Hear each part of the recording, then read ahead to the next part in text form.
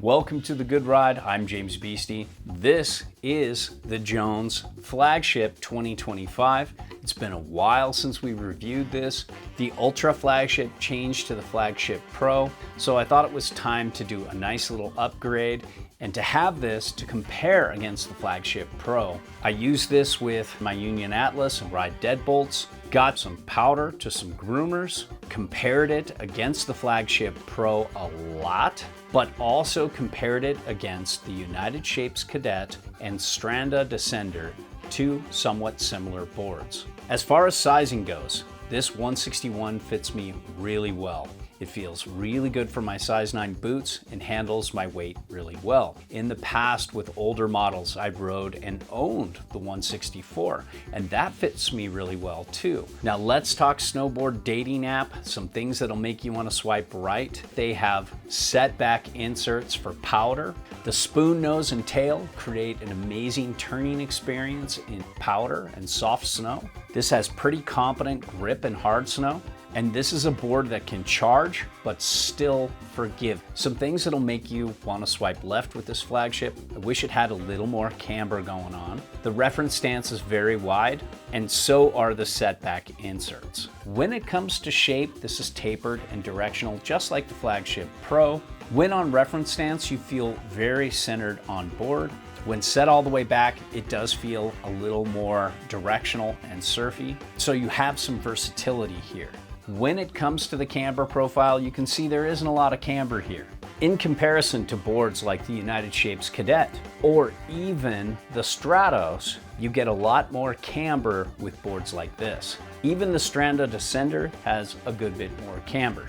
You can see at about the reference stance, the camber starts ending and transitioning into a good bit of early rise with some spoon nose. Then the camber starts transitioning out right at about the float pack into some early rise with a little less spoon in the tail, but still some spoon.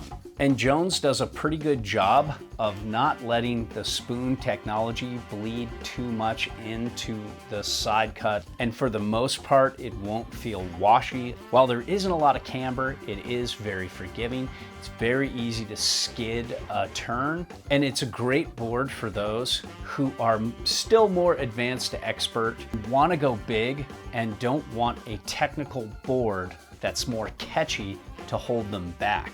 Especially if you're riding in really steep terrain and you want a board that's easy to skid a turn and stop and control your downhill descent, this is a great option.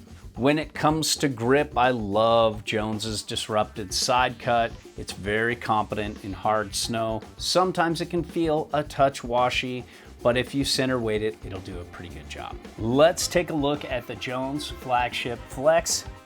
Ooh, it's stiff. Pretty stiff at the tail, very stiff between the feet. You really only get a little give towards the tip of the tail. The nose is a good bit softer than the rest of the Flex throughout the board, but it's still very stiff compared to a lot of noses out there. And overall, it's still got a pretty snappy flex, and I was surprised at how easy it was to generate your own air with this for how stiff it is. And I could butter a little bit, but it wasn't the easiest. Still easier than you would think for this flex. In comparison to the Flagship Pro, this is a good bit stiffer, more pop, but more stiff and more damp in a lot of areas. We'll get to that next. When it comes to riding in uneven snow, the Flagship Pro will do a better job powering through tracked snow if you like going straight through that stuff. The Flagship Pro is going to be better, but this is no slouch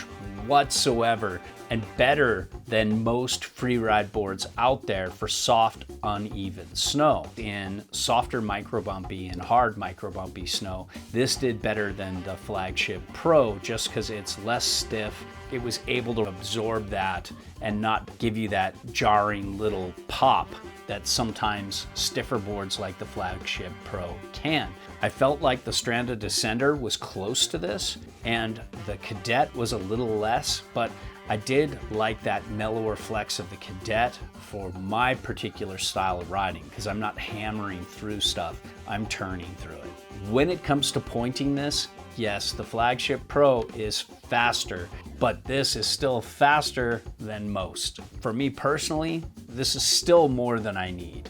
But some of you who really want to push it, the Flagship Pro is going to be better for straight lining. But this was better than the Stranda Descender and the Cadet for going fast and straight. The Base Glide is upper tier for sure, but I personally preferred the older bases of Jones when they were all black and they just had a little splash of color to show the Jones logo here. I don't really feel the die cut, so they're doing a good job there, but the Flagship Pro has a much faster base. I felt this was about the same as the United Shapes Cadet, but the Stranda Descender was faster and it had a base closer to the Flagship Pro. When it comes to turning this thing, the Flagship initiates a turn really quick. If you're somebody who lives to straight line or make down the line, drawn out, narrow S-turns at high speed, this is the best for that.